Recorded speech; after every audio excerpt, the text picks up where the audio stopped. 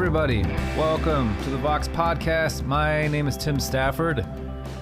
I am the producer here at the podcast. I'm just popping in one more time, one last little time here to say, just to give you some context on what it is that you're about to listen to, just in case you missed the last few episodes, and or if you are new to the podcast, which if you are, let me be the first one to say welcome, and that we hope you'll stick around, that you'll jump on this this crazy ride with us.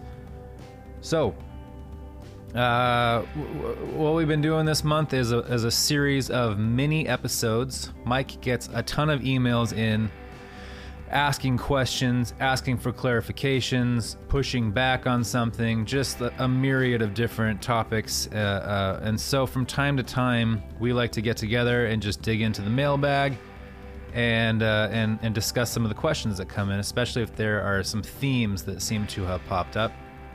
So the month of October, the three of us, Mike, Erre, Bonnie Lewis, and myself, were all down in Orange County for an event, and we thought while we were all together for the first time in the same place, because if you don't know, we record this podcast in 3 different locations at one time.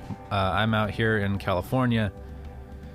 Mike is in Columbus, Ohio, and Bonnie Lewis is in Austin, Texas. So we do like a video chat kind of thing. That's how we record these podcasts. Just talking to each other over little video screens. And so we were all hanging out in the same place. We thought, let's do this face to face, and while we do that, we've also brought in a video crew to film it, and so we could create some video content for our brand new YouTube channel. Still got that new car smell. You can check it out. We'll put the link in our Instagram bio, and we'll link it on Facebook as well. Instagram is just at VOX Podcast. You can tune in there and you can see our smiling faces as we hang out in a room together and have these conversations. So this is the 5th mini episode that we've been running through the month of December and a little overlap into January, dealing with listener questions, answering some listener questions, discussing some listener questions. So just wanted to give you guys some context because it's been a little bit different and let you know that the YouTube channel is there. Also, just to say, hey, again, how thankful we are for this community. It's become such a cool thing to see for us, people from all over the world that are tuning in, interacting on Facebook. Facebook's become a really cool place for listeners of the podcast to just kind of have their own conversations and discuss different things that are going on in the cultural moment. It's been very encouraging for us. It's a very cool thing. It's a rad community that we're super excited and proud to be a part of. Also want to say thank you for sharing and liking and subscribing to the podcast, and for also doing that now on the YouTube channel.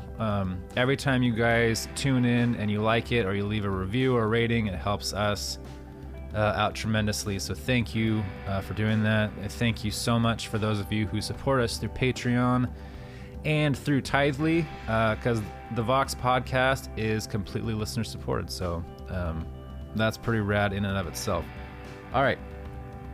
One more thing. Last episode I mentioned this, and I just wanted to reiterate it, that people have been interested, and we've talked about it a few times now, but people are interested in starting micro communities.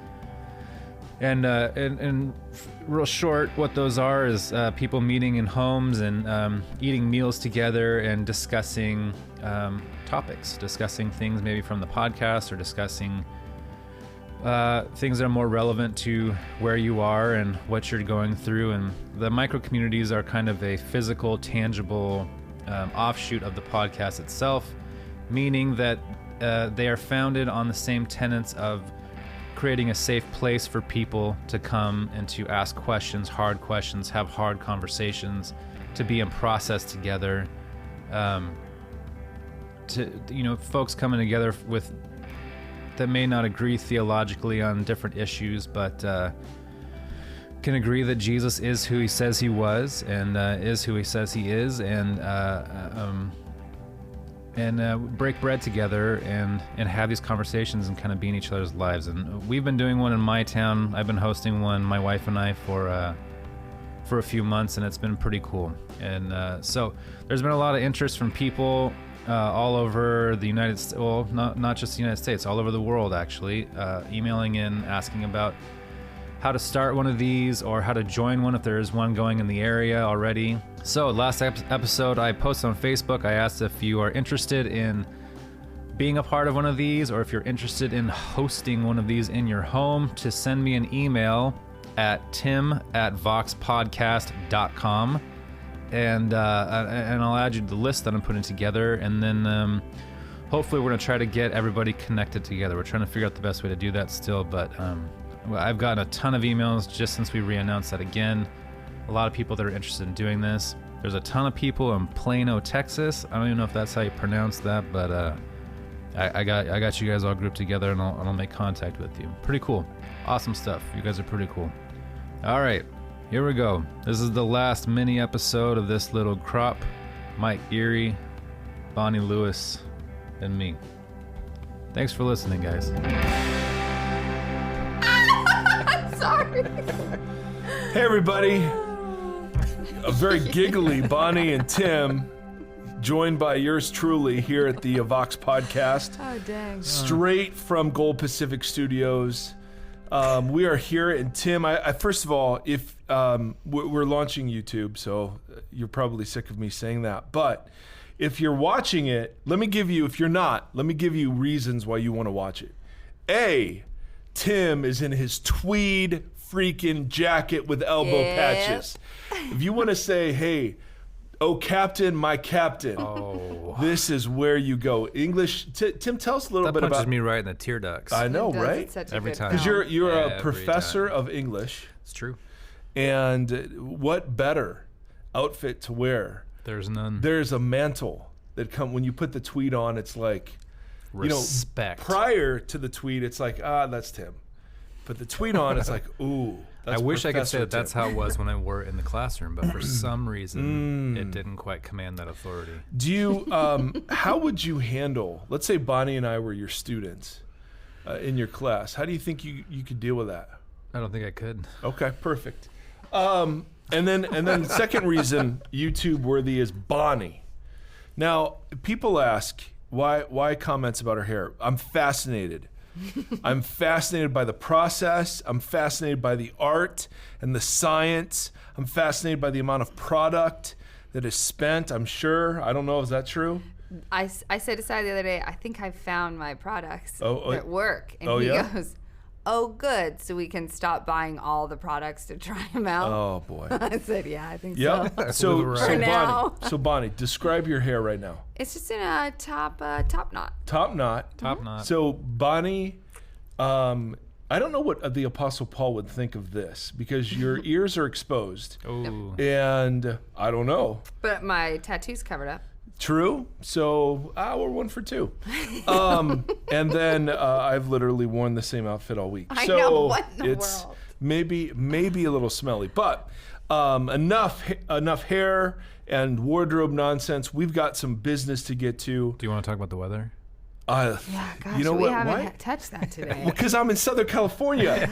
And it's What weather is there? sunny and with here's a the thing. high Here's the of thing. I mean, if you 75. don't live in the Midwest, you don't understand. Like, it'll be 83, and then the next day it'll be like in the 40s. I mean, it's just weird. And so you actually have to pay attention to weather because you wear certain clothes. So do I? So I was. Do you though? You suck. Okay. Well, all right. Fair point. I wish I could say that was scripted. I don't know what. All right. That was so good. Speaking of scripted, Bonnie. What's up? I don't know. What do you got for us? Okay, I have an email. Another mini episode, ladies and gentlemen. Here we go. This is, I think, our. We've done several. Yeah. We've done This several. is our several Well, I didn't know issue. if we were going to do them in order. I don't think so. So I was like, I didn't want to name the number. That's true. Because that's how professional we are. Mm-hmm. It's like, I'm thinking that far ahead, a split second. And I'm thinking a split second behind. Yep. All right, go for it, Bonnie. I'm not going to say the name of this person Okay. because it is personal. Okay. And I don't want her. She didn't sign it. Okay. You know what I mean? Understood. Okay. I never thought I would be writing, but here I am. I love listening to your podcasts. I find it so raw, open, and honest. I have questions in regards to body image. This is a woman, by the way. It is not talked much about in the church, and it seems to be a very quiet topic. I have struggled with body image since before I was a teen. My parents and pastors have in ways attributed to it by making comments about my body that lead me to believe I was not enough. I don't think I can get through this one. Sorry. No, that's all right. I have went through crazy. I did not write this one in though, even though I'm crying like I did.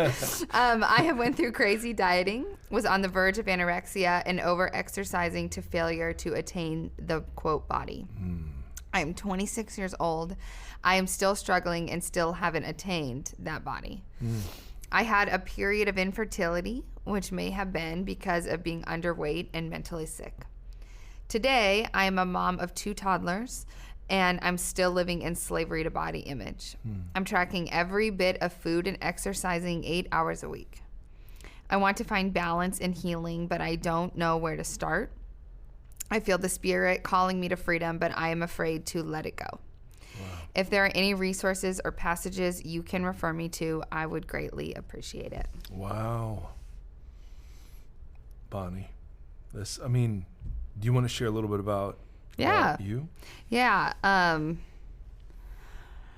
had a same journey of body image. I don't recall it ever being a pastor or a parent. So adds a whole nother layer. It adds a different layer, and that makes me so sad. But in society in general, I always really felt the pressure of it, and I too exercised like maniac amounts and counted every morsel of food that went in my body, and like to the point of having anxiety about eating. And it was a long process out of that, but it was really tough. I mean, that is so real. There's cultural images all around about what women are supposed to look like and how we're supposed to present ourselves. And then there's double standards across the board. Like, you have to be thin, but you can't be too thin. You have to be pretty, but you better not look too good. I mean, it's like, it's insane. And I didn't get better because I finally like achieved what I wanted to. Oh, that's a big point. Right. So like, I think that the lie is that if I just get there, all of this anxiety or all of this eating problems or all of these questions I have or insecurities I have, they'll fade away. And it's actually worse. It just compounds it worse because you get closer and then you're like, if I could do that, what else could I attain? Yeah. How far else could I go? And so, and the other thing people always told me was like, it's control. You just want to control it, which actually didn't help the matter, because then I was like, well, watch me control my control. So it didn't help me in that way. But I do think a few things I want to say. Number one, a pastor or a church that says comments about your body that makes you feel that way, that's what we call spiritual abuse. And you don't have to take that, and it's wrong. And It's usually fat pastors that are talking about body image. I'm just saying. I mean, it's a way to hold power. Because if somebody continually feels that they're not enough, then they will continually do what you want them to do. So I would be very aware of that, and I would also talk to somebody about it. So that's one layer. But second of all, I saw and found my most help through therapy. My therapist was really able to connect me with what was out and why it was out, what was imbalanced, like where these thoughts came from and what I wanted to achieve, and rewrite the story. Not to say that I'm like 100% fully healed. Most of the time I feel that way, but as with anything else, if you're stressed out, or I actually now exercise what used to be a weapon, now actually my doctor prescribed me to run for my anxiety about other things. So it's actually been really redeemed in other ways for me, because I used to run like 12 miles just like after school, like for whatever reason. And now I get to, it's fun and it's really life-giving. And so redemption is 100% possible is what I want to say, but it takes really hard work. It takes outside voices. And it takes patience and grace with yourself. I mean, I think probably I can remember, this is like so sad because I have a daughter, so I think about this. I can remember being young, 4 or 5, and we went into the Disney store and I tried on, who's that princess that wears the yellow? Oh, Belle. I said it like you guys would know. Oh, you might, because Mazzy. It's close behind. Belle, I tried on like a Belle outfit, and it's like tight or whatever, and I remember standing in front of the mirror and crying because I thought I was fat. At 4. Ugh. And I don't, like, my mom was always body positive, like that wasn't a part of our family, so I don't know where I picked it up, and a lot of it is caught and not taught, but it was deep for me. So it took a lot. It took having children, it took going through some pain, there was like so many things in my life alongside the therapy. And so I fully like believe and will be praying that works itself out with your therapy as well. Like I think you can't do it alone. I think you need somebody to help you walk you through that. But I know that restoration is possible because I've been there. Mm-hmm. So what I'm hearing you say is, first, get out of those environments that add to the thinking. Yeah, well, and that add to the thinking, that's huge. Identify and exit those. Yeah. Then there are also some things that are probably triggering the thinking and you don't necessarily know. You might be able to identify those, but a therapist can help you do that too, because there are triggers. Like to this day, I used to put this certain gum in my mouth instead of eating, and I had the gum last week, no joke, and I was like, oh, weird, this is the first time I've had the gum and it didn't trigger me.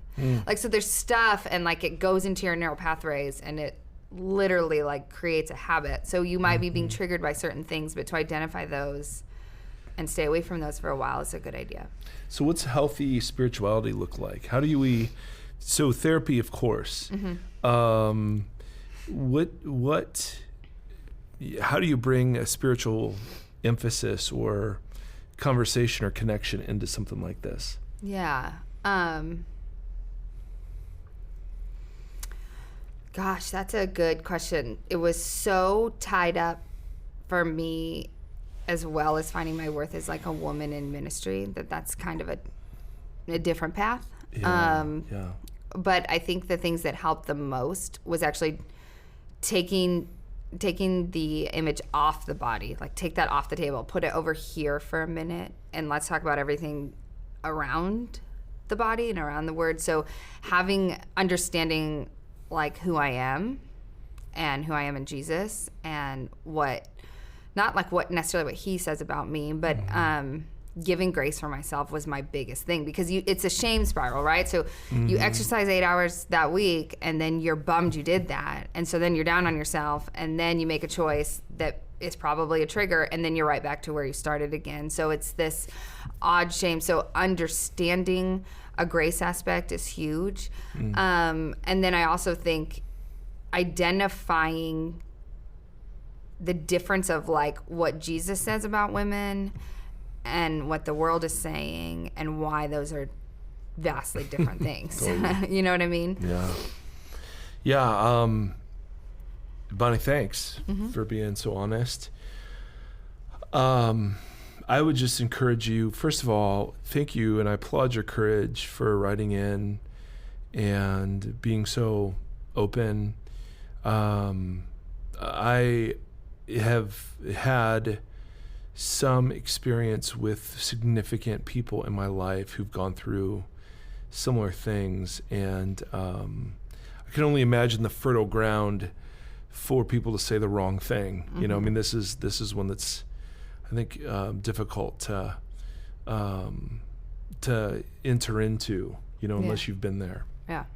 And I guess I would encourage you to follow up with us in terms of what your thoughts are, but also the VOX community is kind of a big sprawling thing, and maybe there's some people out there who are aware of some resources that we and don't. I'll send her a few, like if I think of them. Okay. Yeah. All right. For Perfect. Sure. But yeah, what we can't do is pastor people via podcast, right? I mean, it's just not this. There's no substitute for walking with somebody and talking and having their presence in your life. But at the same time, like, this is such a big deal, and we'd love to help however we can.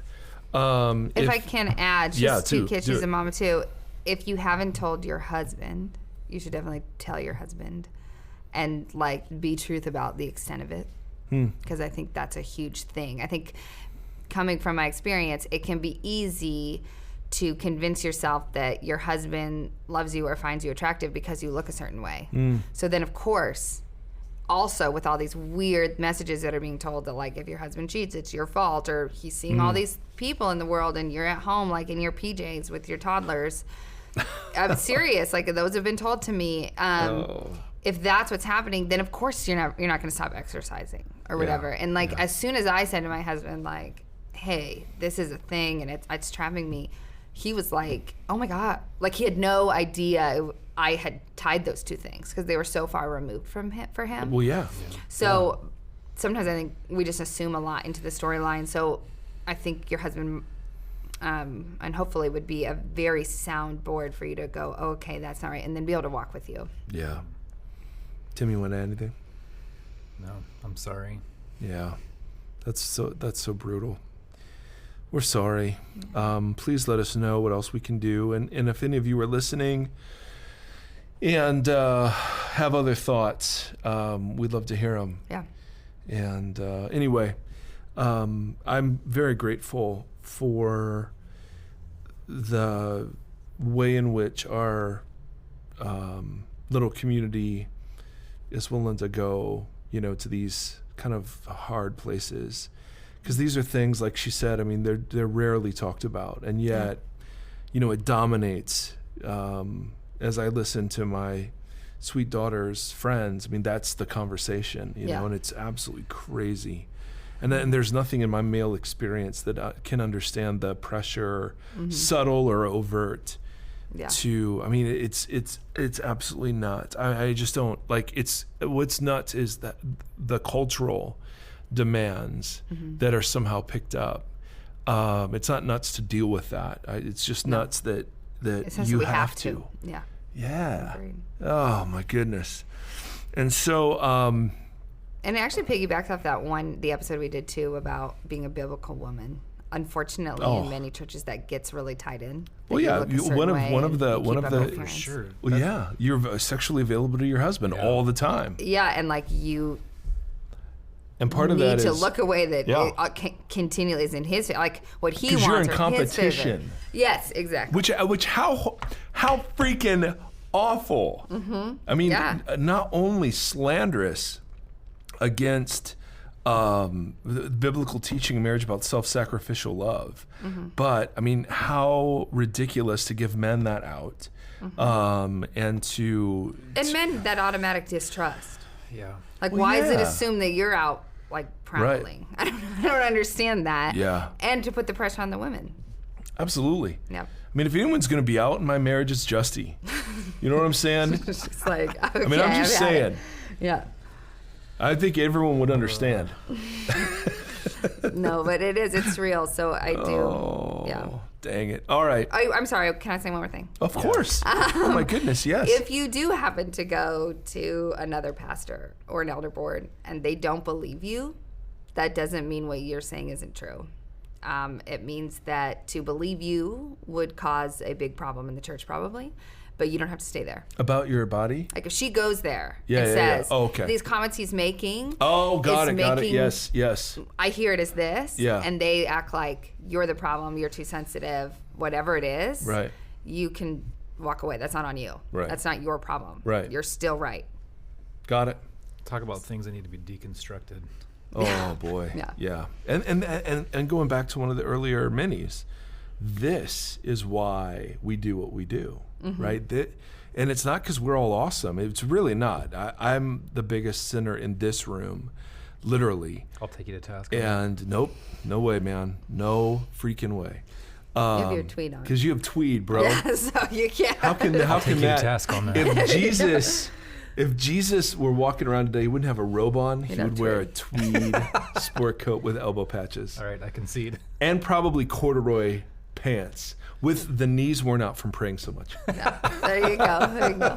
But truthfully, it does speak earlier to what we were talking about when we were called those liberal co-hosts or whatever. That's also why it's important, and this is cheers to you, of like, why do allow also a woman in the space? Absolutely. Because if she wrote this in, you'd be like, I don't know. Well, I have the opposite image. I'm not sure. But you know So what I I mean? can't Like, relate to if that we ignore and that's why it's so important in the church, because she Yeah. doesn't have anyone to talk to in her church. No, totally. Yeah, absolutely. Totally. And that to me is even an argument just practically for why women should be very visible. Yep. Yeah. Regardless of what you call them, I don't care. But they should be upfront, visible, pastoral presence. Yep. Because of these sorts of Yeah. things that are just, I mean, it's rampant. It's unbelievable. I was going to say, because 50% of your congregation is female, but it's probably It's probably more. higher than that. Yeah. So anyway, all right. Thank you for your vulnerability in writing in. And Yeah. Yes. Well, thank you, Bonnie. I Yeah. appreciate that. We shall now close with the revelation of our code names.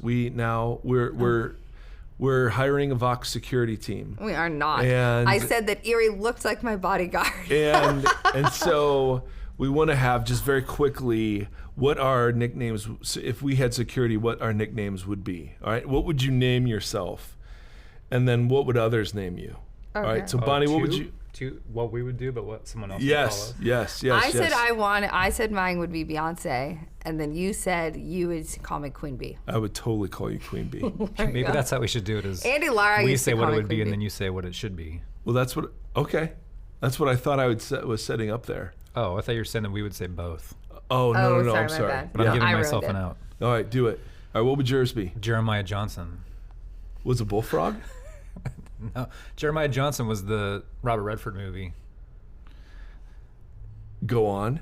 You guys never saw Jeremiah Johnson? No. Well, Like the one where he's out by himself now way you out know in what the... it's like for me on this podcast. Where's the Crickets app? Yeah, exactly. oh, hold on. Jeremiah on. Johnson. It's the one where he was out in the wilderness by himself for a long time. Oh, well, you guys. It's a Oh. wonderful film. Okay, so that would be your. Why would that be your? I thought you said that earlier when we were talking about it. Well, I didn't understand it. Thank you. It's like 7 minutes late. Doesn't I matter. do appreciate that. Doesn't matter. Okay, Jeremiah Johnson. Yeah. It's a killer name. No one will know who you're talking about, apparently, so I'm going to go super incognito. I know, All right. mine's not very incognito. Throw Beyonce's here? Beyonce. What? Yeah, that doesn't Then it decrease deflects. security. No, it deflects. It's like, let's look for her. Yes, well, that's true. All right, what would you throw out for Timothy John over here? Mark Twain. You don't know who Mark Twain is? I know who Mark Twain is. Oh my gosh. Oh, Why didn't you know what? I Samuel changed my mind. Clemens? I changed my mind. Queen Bee. I want mine to be Hermione. You're